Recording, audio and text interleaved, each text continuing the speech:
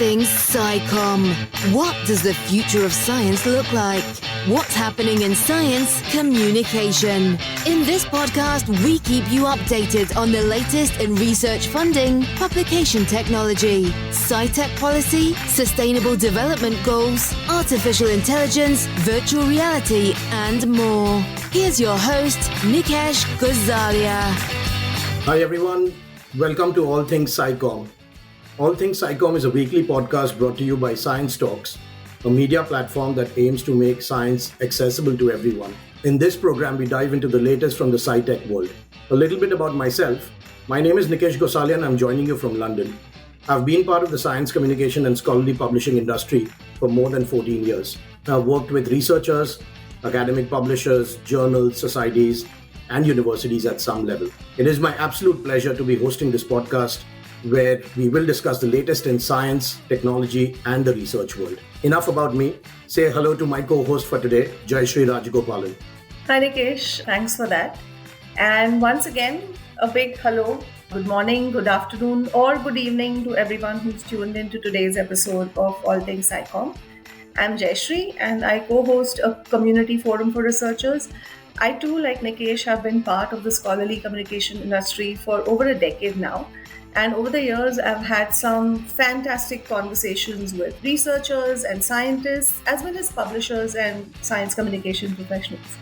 Nikesh and I are currently having a series of conversations with a lot of fantastic science communication professionals, which is why I can't wait to get today's conversation started. Nikesh, could you please introduce our guest for today? Absolutely. So let's get started with our episode. All things SciComm. Today's innovator. Knock knock.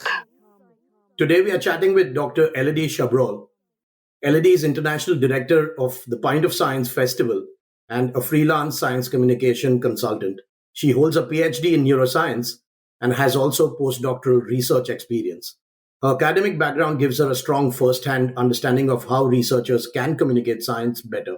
Her specialties are training scientists to communicate with the public and on social media and organizing science events. Yeah, that's right. And before we proceed, just a little bit about Pint of Science. For those of you who haven't heard of it yet, Pint of Science is a global festival where researchers talk about science or communicate their science in a really engaging fashion to the non-scientific community. Now, the highlight of Pint of Science, which makes it one of my favorites, the highlight of Pint of Science is the informal setting. So your Pint of Science event takes place at a local pub or bar near you. Now, this informal setting makes it really easy. It sort of breaks down all barriers. It makes it really easy for a researcher to communicate with a non-scientific community.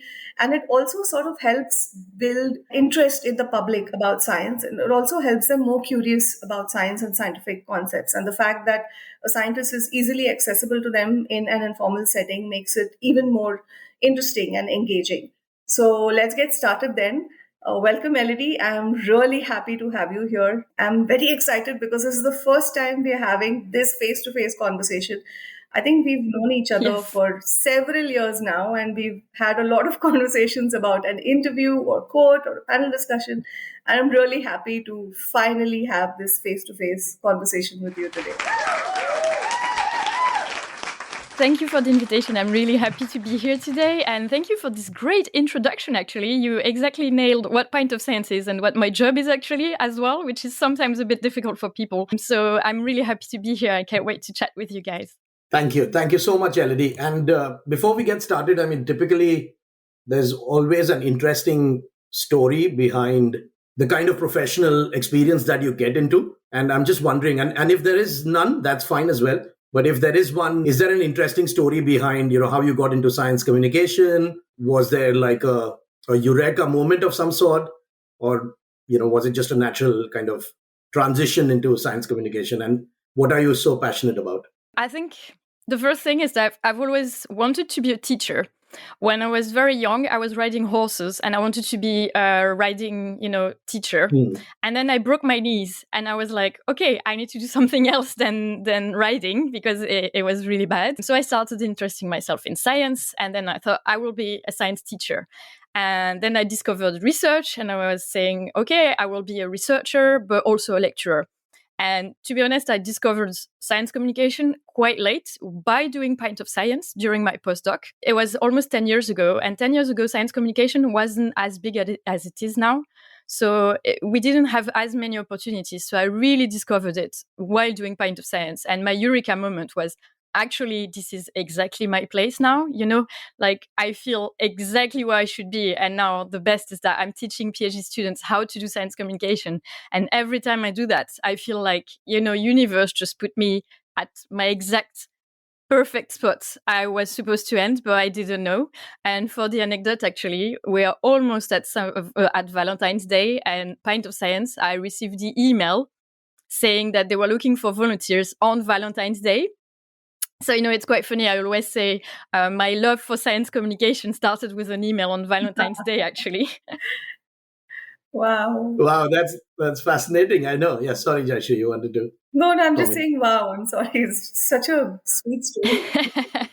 Yeah, thank you. Thank you for sharing, Elodie. So the first point of discussion is about the directionality of science communication. Typically, science communication efforts by societies and publishers tend to be one way. I mean, things are changing, but more or less, tend to be one way. For example, the societies would put out a video or an infographic and try to get views, like some sort of social engagement. In that sense, Pint of Science is different because it's all about two-way communication. Both scientists and the public talk and listen to each other. So I have a few questions there. Do you think societies could also organize events like the Pint of Science? Has Pint of Science had any societies or publishers participate in these events as well? And finally, what tips would you give societies and publishers about organizing similar kind of... So for the first question, definitely, I think anyone can organize events like this. We didn't create being in a bar. What we created was really having it as a festival, like a music festival where you have multiple scenes at the same time and you have to pick. But science has been discussed in bars and cafes actually since forever. The first cafe in Paris is called the Procop, and you had philosophers there discussing science, drinking coffee there. So it's very not new. I think it's an old way of doing science communication. It's just there's two things. At first, it's an old way of doing science communication. The very descending way where scientists just explain their research to the public and then the public takes it as like for granted and that's it. And there is no like dialogue or whatever. And it's also depending on what you have and what you do, you can have a two-way conversation and sometimes you can have only a one-way and it's fine. So you have to adapt with that. But definitely opening to a more two ways or a dialogue could be great. Events like that are good for that. Anything that has interaction. So obviously events are great for that, and especially in-person events where you can sit down and discuss with people. And I think we have a very big cliche as well. When I was a scientist and I was saying to people, I'm a scientist, the first reaction I would get 50% of the time would be like, oh, okay, but you must be too smart, or I won't try to understand what you were working on because it must be so complicated. Like they are on a kind of pedestal, and scientists are so unreachable that we need to break that, I think. So anything that helps that. It could be even a one-way thing, but opening to the human. I think I work a lot on showing the human side of scientists, not just the science. And I think Pint of Science does it well because every time during the events, we see people asking, what kind of studies did you do to arrive there? Did you always know you wanted to be a scientist? Why do you work on that subject? Kind of questions are a bit more personal than actually science. But I think societies could definitely organize that kind of events. You just have to have that in mind, like sharing stuff and not just the science and the data. It's more than that. It's like having scientists and the public meet and discussing. And we had publishers actually participate in Pint of Science. We had Hindawi for a bit, and it was great because we had blog posts. Some researchers wrote some blog posts about their research. And I think definitely it can be done. It's just a way of thinking, what kind of events we want to do, what kind of communication we want. So I think that's the thing. They could organize their own. They could also sponsor, some already organized thing, because sometimes it's overwhelming to start organizing events where you're not used to do that. And also if you really want to reach the public, it's not something you might do the first shot. So that's an advice I would give for, publishers, society, anyone that organizes events. Doesn't get the right target the first time, feels a bit sad, or like they don't want to continue. It's a work that comes with time. Pint of Science, the first one, it was more scientists that it was public, obviously. In France, we had 5% of non-scientists the first year. And now we're 50-50. And I don't think we will reach more than 50% of the public, because scientists are interested in science. And when you ask them, usually scientists coming to Pint of Science are in another domain, like neuroscientists going to astrophysics, which for me is kind of public, like when I go to an astrophysics event, I really don't have anything, like I don't know what they're talking about. So it's really new. So that's the thing I would give societies and publishers: don't give up if the first time is not right, because you need time for people to discuss, to know that exists. And so it's good to do it again and to see an evolution. If you see an evolution in your public, it's great. And when you organize events, don't just think about the science.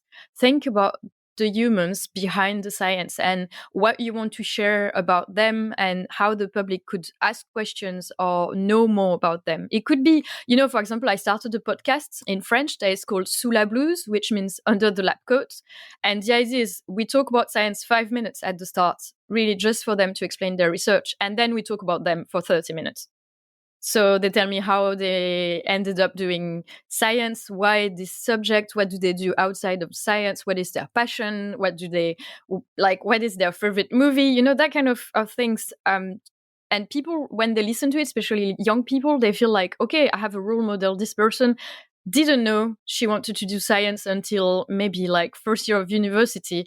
We always have that cliche of scientists being like super geniuses that know at 10 that they will do neuroscience because they've always been reading, crazy books. But the reality most of the time is much different. People discover science later. And I think it's good for young people and for everyone to get to know them as well.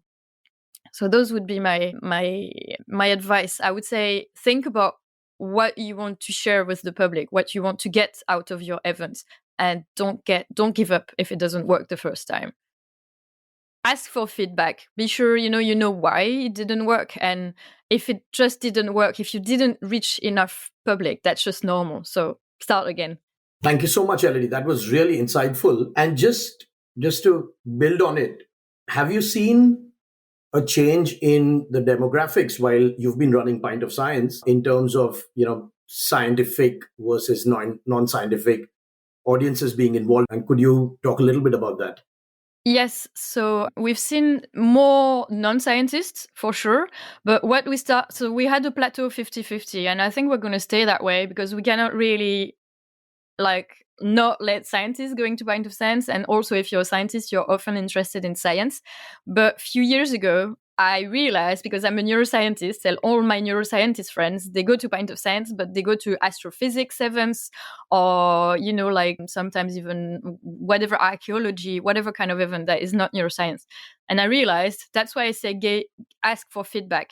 That in the feedback, when we're asking people who they were, we were a bit too black and white. Are you scientists? Yes. Okay. So we have 50% of scientists. And then I realized, okay, I'm going to ask them, did you go to an event that is in your domain or not? And then 70% of the people were going to another domain. So they were basically like public for that. So that's why it's important sometimes to, readapt even the feedback you're asking, or how you create your event, because sometimes you're disappointed. I could be disappointed by my plateau, but I'm super happy, because actually now I realize that it's much more than 50% of people that are lay public, going to the Pint of Science. Because if you're a neuroscientist, go to an astrophysics event, definitely you're like the general public, you don't know much about astrophysics. And actually, astrophysics, for the anecdotes, is the place where you have the general public that is going to know so much. It's a passionate, kind of area where people love it. And sometimes they know more than the scientists, that come, because they know on some domain, and some super passionate people are going to ask questions, and the scientist is going to be like, I'm sorry, I don't know how to answer to that. So it's surprising, but that's why it's about, when you build your feedback, it's really always changing. You have to adapt to the thing, and sometimes discussing with other people as well. I think it's very important when you organize event to discuss, to network with people doing it as well, because if you just do it yourself in your little bubble, you might forget things, or you might not realize some things are important. And when you discuss with people, like, I think it's going to an event where I was with my friends neuroscientists, where I realized, okay, I'm not asking people that are scientists what their background is, so I should do that. And discussing with other people as well is so mind-blowing, because you realize how other people are doing. You're like, what? I should do that as well. Wow, but just to kind of, cite those numbers again, Elodie, 50% scientific and 50% non-scientific, or even, 70% from a particular domain attending a different event from a different domain is really impressive. And so congratulations to you and the Pint of Science team for even achieving that. Thank you. And just that kind of prompted another question in my mind. I'm just curious to know your view. Do you think the challenge is more about attitude towards science, or a shift in mindset that non-scientific audiences need to develop? Or is it that science communication itself has to kind of repurpose itself to make it simpler for people to understand? I'm just trying to understand what the challenge is. So I think the challenge is really about getting people where they are. So if you want to get already interested people, you don't have to do much. They see a science event, they're going to go.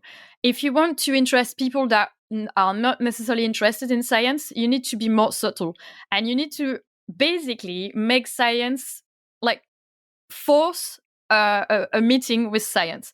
So, for example, Pint of Science is amazing, but people are coming to us. You have lots of initiatives where it's just in their everyday life, people are gonna meet scientists, like Science Soapbox, where it's in lots of places in Europe where women scientists are standing on soapboxes and talking about their research in the city. So it's super scary for the researchers, because they're always scared, that no one's gonna stop and ask them questions. They always get lots of people, but it's in their lives. We started an astrophysics thing as well that is called On the Moon Again, where people take their telescopes, go in the streets, and they show the moon to passers-by. And to have done that, it was so emotional, because people didn't expect it, and they walked by, and then you offer them to watch the moon through a telescope, which some of them didn't do, and they leave that. You see the emotions on their faces. It's amazing. I love that. So I think to get more public, it's lots of different things. It's not necessarily be more simple. It's more adapt to their culture, or to their likes, or to their life, and for them to see an interest, or for them to know you exist. Because we all have different circles, we are all in our bubbles, and if you don't go in people's bubble, sometimes you're never going to reach them. So that's why you see lots and lots of science communication activities now that are, that sound super crazy, but they are actually getting people where they are, on the tube, on the streets, on whatever, in their everyday lives. Just disrupt them, because I think it's an effort we have to do, and it's pretty cool to do that. And so it's not just being simple, it's also thinking, who do I want to reach? Why are they unreachable for me right now? How could I be more accessible for them, or how could they know about me? Absolutely. So yeah, it's just I agree with you, Elodie, and I think that was so nicely put by you. It's not just about keeping it simple. I've heard about safe chemical experiments being done, London tube stations. I think we have to just take that. We have to take science into the normal walk of life and make it easily accessible to people. And it's not just about simplifying the message. I agree with you. Exactly, because, simplifying, at one point you become oversimplified, and it doesn't mean people are going to come to you, even if you're simple. You just need to think really like, who do I want to reach? How can I reach them? And how can I reach them is, what is their daily activities, their culture, the thing they like? okay, I'm going to try to go that way and maybe combine the two. There is a thing I'm always talking about it. It's science Gaelic. It's in Scotland, and it's melting science and Gaelic together. And I think that's amazing. And that's an idea of how you can reach people with science through traditional meetings and dance and everything. Very fascinating. Thank you. Thank you for sharing that, Elodie. So going back to the societies, quite a few research societies are struggling with science communication, especially in terms of actually engaging with the public. Yeah. What would you say to a society? What tips would you give a society that is trying to get people interested in its research? And that too, especially on social media channels. So the first thing is to think who you want to reach, because there is one thing that we always think is that we talk about the general public, but the general public doesn't exist. It's not this massive amount of people, and you have to think it's related to what I was saying before. Who do I want to reach? Because when you say the public, it's going to be too wide. It's going to be your target is so big that you're not going to reach anyone, or you might reach some people, but you will not hit the sweet spot you want to hit. So you have to decide, do you want to reach younger audience, before university? Do you want to reach students audience? Do you want to reach older audience? So I think that's the first question they need to think about, and they need to resolve, because you're not going to communicate the same way to 30 years old and to 50 years old. And I think the biggest mistake people do is that they make communication that is blank, it doesn't really feel like it's made for me. You read it, you're like, okay, yeah, it just feels too flat for anyone to actually react to that. So what you want to do is that people feel connected to what you're sharing. So I think the first tip would be really to, within the general public, that is this massive thing, who do I want to reach? Where is my audience? And why do I want to reach? Do I want to reach them to talk about, if it's a university, do I want to actually have more students coming?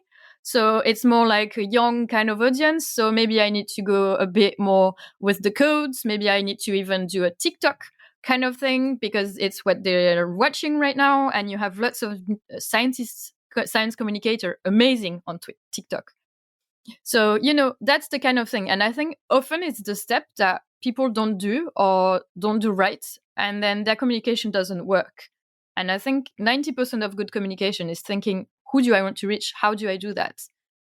And then once you start creating contents that are actually made for them, then you will see the change. And don't hesitate as well to try things. As I said, it doesn't always work the same the first session on social media. Some stuff are going viral, some stuff are not. And sometimes you don't really know why. It's just because one got viral because you posted a tardigrade picture on Monday morning and everyone's gonna like it. And so try again. On social media, it's good to try to see what works, to see also to have models, of people that are doing communication to the targets you want to, that are going well as well, to see how they do, watch what they are doing, how they are doing, and don't do the exact same thing, obviously, but inspire yourself from others. Like I said before, if you do it in your own corner, usually you don't get inspiration. You're going to end up doing the same thing. And yeah, don't hesitate to try things out, especially digitally. You could try things. If it doesn't work, it's okay. Try some other things and see how it goes, how it works. And when something picks up, then that's perfect. Thank you, Elodie. Societies are increasingly looking at international audiences. So can we talk a little bit about bilingual and multilingual science communication? You are a successful science communicator in 2 languages, English and French. Do you find that not just content, but your strategy and approach differ between languages? And how effective is just translating a piece from one language to another? So that's a question actually we had a lot for Pint of Science, because we have some countries that have a lot of English-speaking people. And, they wonder, should we do all Pint of Science in English, or should we do local languages? So first thing is that always think it's international because scientists are very international. But what language your target is speaking? Because sometimes going English, it's getting rid of all the public that you would want to reach that don't actually speak English. For example, in France, if you want to do science communication, it's better to do it in French. But then at the same time, I realized during Pint of Science that if in big cities we didn't have English events, we were actually excluding some Erasmus students from coming, So sometimes it's the other way around. You have local and then you realize English is more inclusive. So I think the first question is, okay, who is my target? Always the same question. That's always the first question. What language do they speak? Would it be interesting for them to have it in English? Depending on the countries or even the places, sometimes English is interesting. Sometimes it's not, because it's gonna go the other way around. People might see it in English and feel, this is not for me. This content is not for me.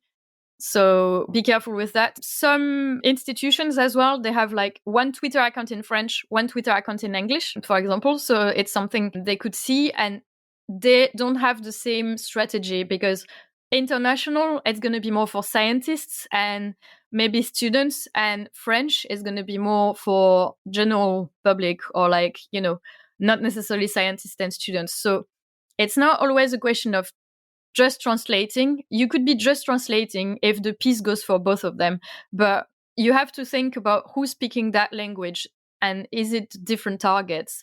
And then if it is, then the strategy is going to be different, and it's going to be different content as well.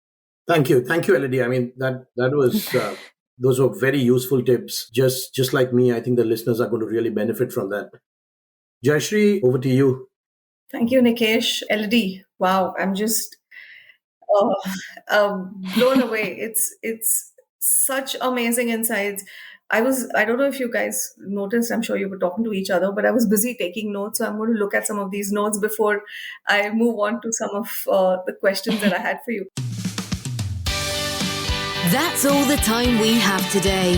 Catch more of this episode in the next part with your host, Nikesh Gosalia. See you soon.